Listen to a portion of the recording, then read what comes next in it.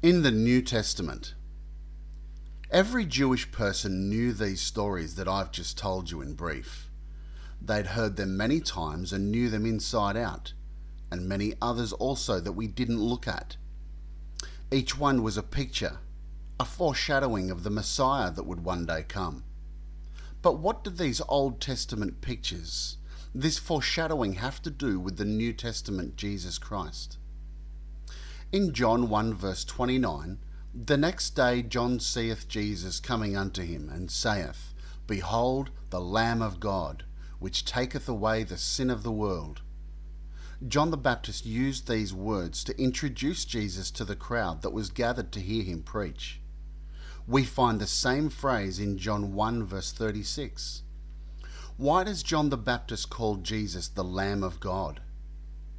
John the Baptist was a Jew, and he knew as he used those words, every Jewish person would immediately know that Jesus was the Messiah promised by God all through the Old Testament that would die for their sin.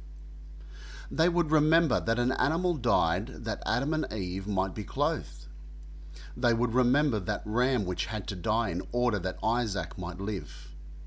They would remember Leviticus 16 and Exodus 12, and the myriad of other chapters that talked about animals dying so that others might live, so that sin could be taken care of, and so that God could forgive the sin of those people. In all those stories, the animal was the picture, but the animal was not the payment. Jesus is the one the picture is all about. Jesus was the one who would make the payment for sin. The animal sacrificed in the place of someone pictures the coming of Jesus. That's what John was saying when he said, Hey everybody, wake up! There is a great announcement I have for you now. Behold the Lamb of God, which taketh away the sin of the world.